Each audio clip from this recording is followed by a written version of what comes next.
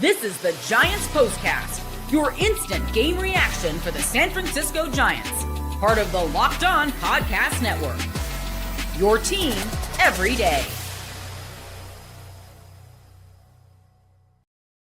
Yo, what's up, everyone, and welcome back to the Locked On Giants Postcast. I'm your host, Eric Triple E. Engel. You may know me as the former producer for the Murph and Mac Morning Show on KNBR, or maybe from some of these other Locked On Sports postcasts we do. We also do the Locked On Warriors postcast and Locked On 49ers postcast as well. But today, the Giants nearly stole this one from the Dodgers in extra innings, but couldn't do the little things well enough to seal the win as they fall 5-2 at Oracle Park. Luis Matos crushed a two-run home run to left center field in the bottom of the ninth inning to tie this one up, and a shutdown 10th inning put the Giants in perfect position to win this one in the bottom of the 10th. But two failed bunts by Patrick Bailey sealed the loss in this one. A terrible way to lose this game. Then in the 11th inning, the Dodgers score a bunch of runs on a bunch of BS, garbage little rinky-dink hits. That it was just bad luck for Spencer Bivens out there in that in the top of the 11th inning. We'll break it all down, but first,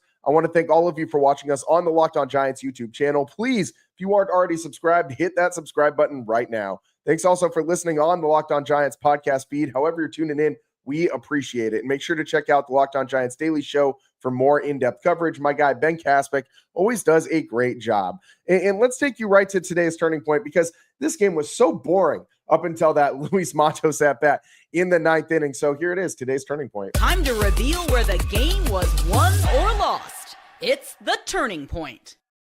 And the turning point, really, it was in the 10th inning. But let's actually start in that ninth inning, because we don't get into extra innings without Luis Matos. Today, he blasted one to left center field, and you see why the Giants like this guy. I mean, look, I wouldn't pay any attention to Luis Matos' stats. I mean, he's a guy who's playing in very, very, very sporadic moments with the Giants, and he's not got a lot of consistent playing time when he's been with the club. In the moments where you have seen him get some consistent playing time, I do like what I've seen from him dating back to last season. Remember that stretch when the team basically said, this is our center fielder, until otherwise, until somebody else gives us a reason to not play Luis Matos in center field. You remember when that happened last year? And then like 2 weeks later, he was back down in AAA. Shout out Farhan Zaidi and the way he ran this organization back then. But in the bottom of the ninth in this one, Matt Chapman, one out single, and then up comes Luis Matos, and man, oh man, did he crush that one to left center field. 424 feet, 105.5 miles an hour off the bat. His swing is so pretty to watch. When he's locked in, this guy can just is a pure hitter, and he's got a great bat path. He's got a great swing to generate those extra base hits into the gaps specifically. And Matos in this one, I thought that was going to be the big moment, and ultimately it ends up being overshadowed by what really was today's turning point in the bottom of the 10th inning. After a great top of the 10th inning by Joey Lucchesi, of all people. He's been actually pitching very well as of late, and he's kind of an unknown coming into the bullpen halfway through the season, or halfway through this first half of the season, and making a real impact. But in that bottom of the 10th inning, Patrick Bailey is the leadoff batter, and you have Casey Schmidt as the Manfred man at second base. The only job, if you hold your opponent scoreless in the top of the 10th inning, and you know you have that ghost runner on second base starting the bottom of the 10th, your only job as a leadoff hitter is to move that runner over into scoring position. It does not matter what else you do in that at bat, as long as you move the guy from second base to third base. And Pat Bailey, he couldn't have done a worse job at performing his duty today. And I know the last time that Robbie Ray started, Pat Bailey was the hero with the walk-off inside the park home run, and that's all great. Don't get me wrong. That was one of the most entertaining Giants wins of the entire season, maybe the most crazy single play that I personally have ever watched on a baseball field.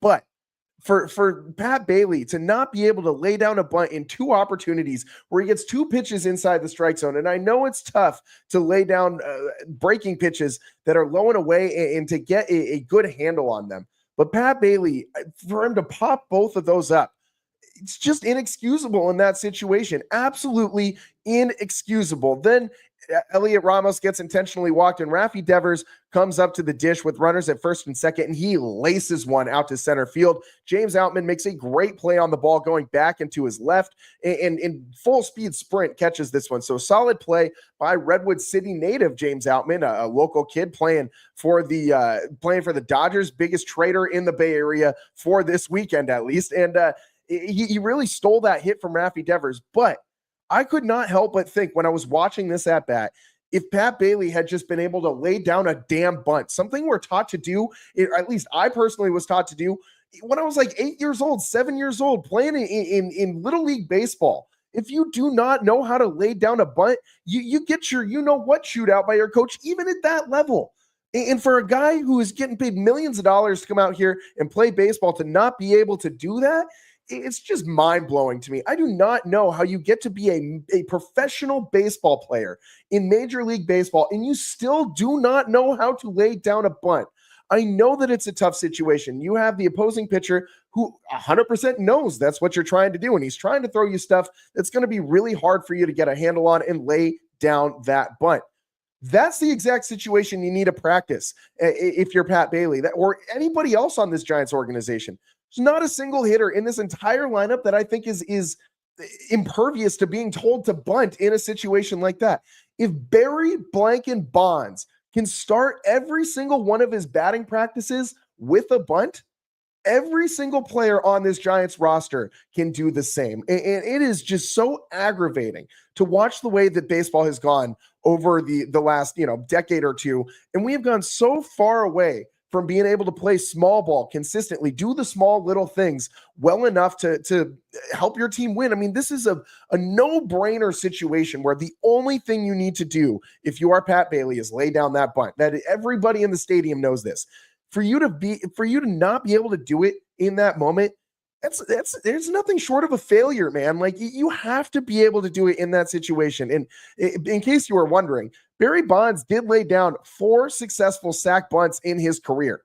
Again, Barry Bonds, the greatest hitter of all time, the home run king, the guy who just has like the most crazy, insane slugging stats that you've ever seen in your life. That guy can lay down a bunt better than Pat Blanken Bailey, who's batting .203 this year. That's embarrassing, man. Like, I know it's Barry. Like, Barry does a lot of things better than everybody else. He's probably going to be a better bunter than 90% of everybody else who's played baseball. I guess that's not a fair barometer, but you have to be able to lay down a bunt in that situation. If Barry Bonds can work on it, so can Patrick Bailey. So can everybody else on this Giants roster. And I'm not going to crush Spencer Bivens for this one not going the way that we wanted it to in extra innings. He got himself in a great situation. Got the first couple outs. First batter he faced in the 11th inning was Shohei Ohtani. Gave him that free pass, and then he gets Mookie Betts to fly out, gets Will Smith to strike out looking, and just dotted the corner of the strike zone. But then Freddie Freeman, just a little dead bird flip out to center field. That ball hung up in the air forever, but it was equidistant from all of the Giants defenders. I mean, you had Jung-Hoo Lee coming in from center. You had Willie Adames and Casey Schmidt flying out there from the infield trying to get there. Nobody could get to that ball that was just in no man's land. And I mean, that hit was just, 70.5 miles an hour off the bat, 242 feet, 37-degree launch angle. That thing hung up in the air forever and just happened to find the one spot in the outfield that it needed to go into to fall for a single. That puts the Dodgers ahead 3-2. Then you get a little weak ground ball to Wilmer at first base, pulls him towards second base, though. So Wilmer going to his right makes a little Derek Jeter-esque jump spin throw over to Bivens, who's trying to cover first base. Short hops him. Bivens can't handle it. Another run scores on the play. Teoscar Hernandez safe at first base. It is now 4-2. And then Andy Pages singles to make it 5-2. And at that point, it really did not feel like the Giants had another three plus runs in them in this game, the way that they had really played all day long. Only 5 hits for this club. The only 2 runs that they generated coming on that one Luis Matos swing of the bat. A very frustrating way to lose this game, because this is the difference between taking the series against the Dodgers and going into the All-Star break feeling, like you are on top of the blanket world and feeling like you left some meat on the bone. And it all comes down to the Pat Bailey bunt. you got to do the little stuff well. You have to do the little stuff well if you want to beat a team like the Dodgers, because the Giants aren't going out and buying all-stars every offseason. You have to figure out how to play this small ball brand of baseball and beat the Dodgers at the little things if you're going to beat teams that on paper are this much better than you are. I mean, they have Shohei Ohtani, Mookie Betts, Will Smith, Freddie Freeman, Teoscar Hernandez, Andy Pages. Like, the list of all-stars on this team goes on and on and on. The Giants don't have 6+ bats in this order that would be the best bat on 15 or so other clubs in Major League Baseball. You just don't have that luxury. What you have to do is do the little things well, and you will give your chance. You will give yourself a fighting chance against these teams that are this much better than you on paper. And for the Giants to play the Dodgers as tough as they did in this series, I do give them a lot of credit. This was not another one-run game, but man, did it feel like it for the majority of this one. And it's a frustrating game to lose. Don't get me wrong, but ultimately, I'm feeling good about this Giants first half of the season. I personally would consider it a success. We're going to get into that, whether or not this season has been a success so far for the Giants. On the other side, we also got to give Robbie Ray some love because he just kept on rolling today. We'll get into that and more on the other side of the Locked On Giants postcast.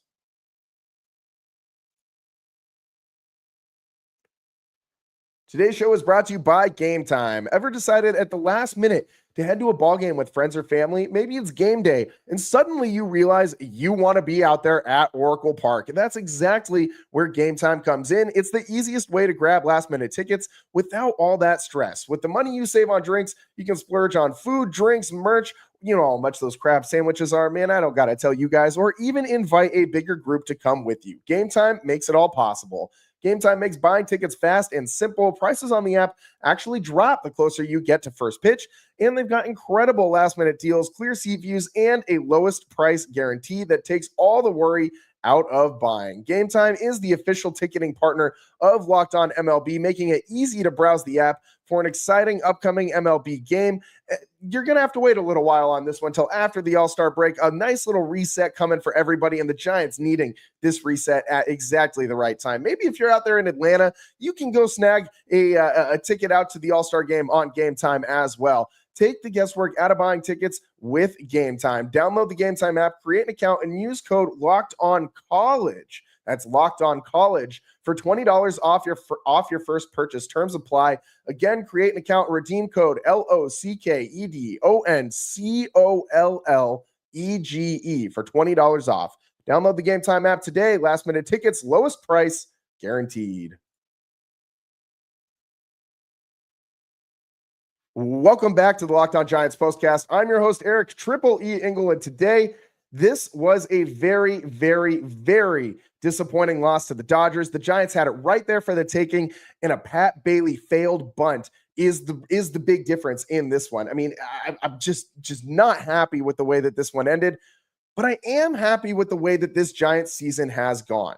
And I know that a lot of people are, instant gratification types. And in my advice to you guys, maybe baseball is just not the sport for you. Maybe you're more of a football guy. If one win or one loss is going to just determine like your whole mood for the next day or the next week, like if you're going to live and die by every game, that's not baseball, man. Baseball is a marathon, not a sprint. It's a cliche, but it can't be said enough in today's, instant gratification society to remind people that this is a 162 game season, and one win or one loss in the season, in the span of 162 games, isn't going to determine anything. It's the whole body of work. You got to play the marathon, not just playing for one or two wins in these big moments. But it is disappointing that the Giants lost in today's series finale, and today's first half finale, unofficial first half finale.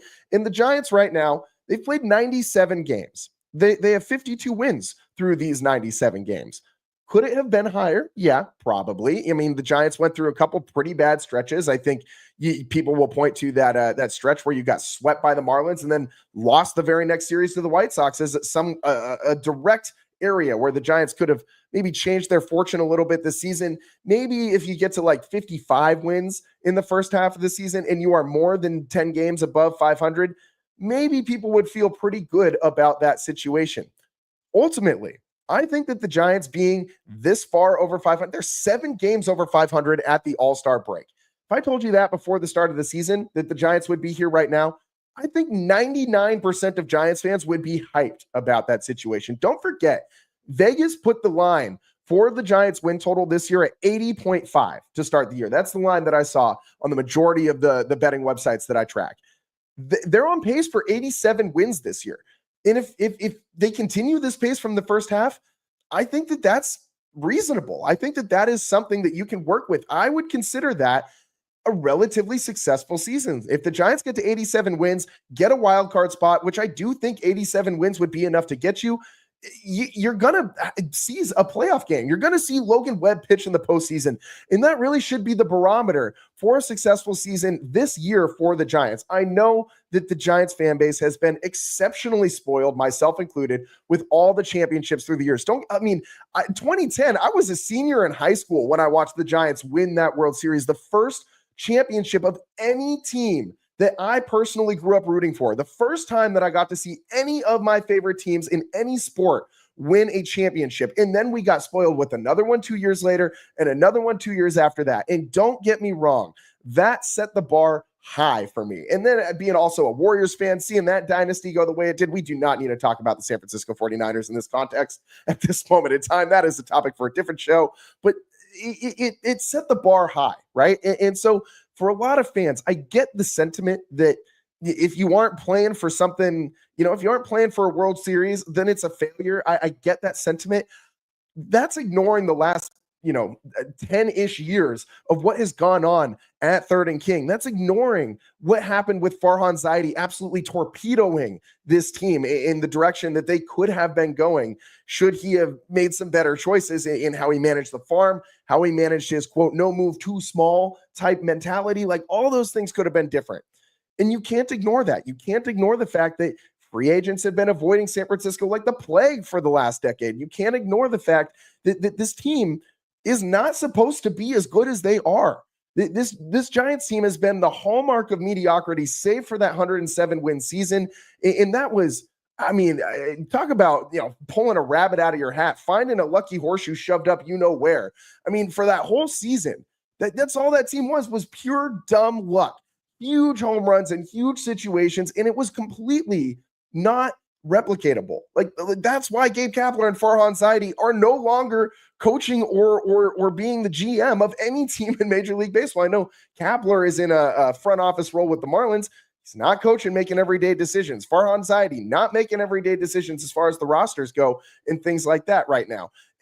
That's why, because they backed up into that 107 win season and it bought them a couple extra years here in San Francisco to continue their no move too small philosophy, and let's let all the nerds with all these computers make all the decisions for what we're going to do in this baseball game. And that's not how you win games. You win games by feel, by doing the small things right, putting the ball in play, putting pressure on your opponent, and making good, solid baseball plays and baseball decisions, which for the most part, I think that this team has done a lot better, exceptionally better than they did last year, save for some certain moments like today when Pat Bailey couldn't get that bunt down.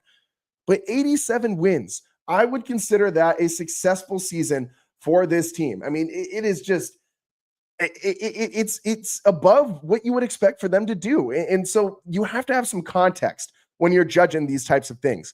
87 wins, which is what the Giants are on pace for, I would say that is a success, especially if it leads to a playoff berth. That's 6-7 wins more than your Vegas total was at the beginning of the season.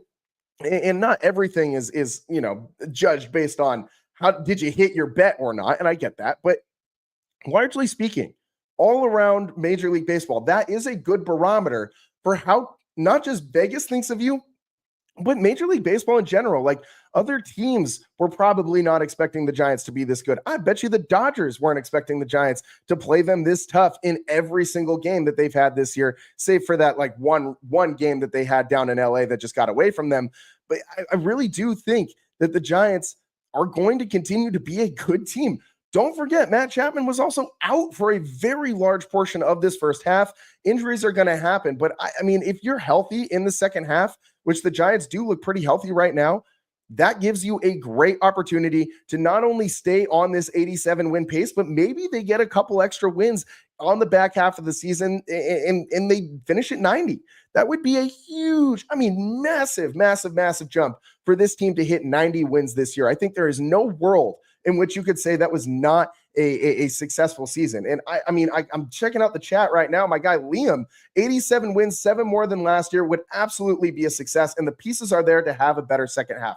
This is exactly what I'm saying, man. It's going to depend on this offense, whether or not they are able to generate some runs on a more consistent basis. But we know what this team is. They're about pitching, they're about defense, and timely hitting. It's the timely part of that hitting that has not been there nearly as much. And they got to do the small ball stuff. You cannot be a team that is not very good offensively and does not know how to get a ground ball to the right side when you need it, how to drop down a bunt when you need it, how to lift a sac fly to the right part of the outfield when you need it. It's fine if you're hitting into outs as long as they are productive outs. And that's really what my takeaway is after this one. So that's what I'm going to say that we're going to be talking about after this.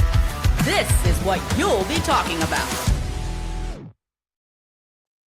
And that's not the only thing. Like, the Giants having a successful season or on track for a successful season isn't the only thing that you're going to be talking about. You're also going to be talking about what my guy Reed the Steed is mentioning in the chat right now. Matos had a massive, massive day out there at Oracle Park, and I do not want to see Luis Matos go back down to AAA.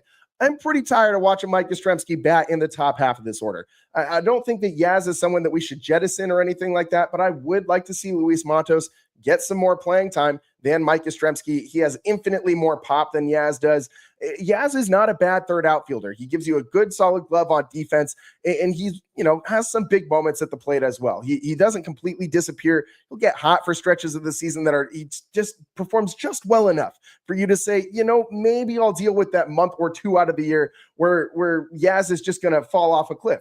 But Luis Matos gives you so much enthusiasm, so much pop, and I would love to see this guy get more opportunities at the plate to play more consistently, see what he can do with the stick in his hands, and I would love to see them kind of start to turn the page onto this youth movement a little bit more than they have been in the past. I would absolutely love to see Matos continue to get some opportunities. My guy Dom Peralta in the chat, vamos Matos, I 100% agree. Let's get Matos rolling again. Let's get him into this lineup, more regular opportunities. You see what happens with your eye. Don't look at the stats. The stats don't tell the story with Luis Matos. Look with your eyes and tell me that guy doesn't have a sweet swing. Look with your eyes and tell me that dude doesn't hustle all the time. Look with your eyes and tell me that guy isn't giving you something that you can, maybe point to a little more than Mike Yastrzemski to give you something to hope for. I think Matos is going to be a big part of this Giants team in the second half. I think he has to play more for this team to have some more success at the dish.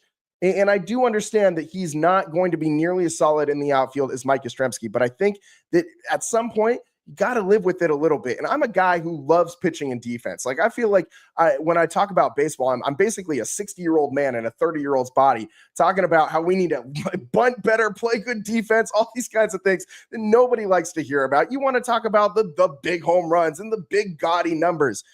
That's not what baseball's about. We have seen plenty of teams over the years have these big gaudy numbers and fail when it matters the most in the postseason. The teams who generally win are the teams who do the little things well. That's what the Giants need to do. That should be the focus on the second half. It's all the time that we got for you guys today here on the Locked On Giants postcast. I just, man, what a disappointing loss for the Giants to round out this unofficial first half of the season. But ultimately, you got to like what you've seen from the Giants this season so far. Hopefully, they can stay on track in the second half of this season. It's all the time that we got for you guys today. I'm your host, Eric Triple E Engel. We're going to take a few days off over the All-Star break. Thank God. And we'll be coming back to you guys live as soon as the Giants resume play in the second half of the season. And it's go time now. It is officially, you're getting past the dog days of summer and into the real stretch of the season. The finish, the push to the finish line is going to be very entertaining this year. Make sure that you are tuned in to Giants baseball for the rest of this year and tuned in to the Locked On Giants postcast. If you aren't already following, make sure you're following along on our YouTube page. Turn those notifications on or wherever you're getting your podcasts. Make sure you're tuned in there as well. However you guys are tuning in, we appreciate it. It's all the time that we got today. I'm your host, Eric, Triple E Engel. We'll see you next time. Peace.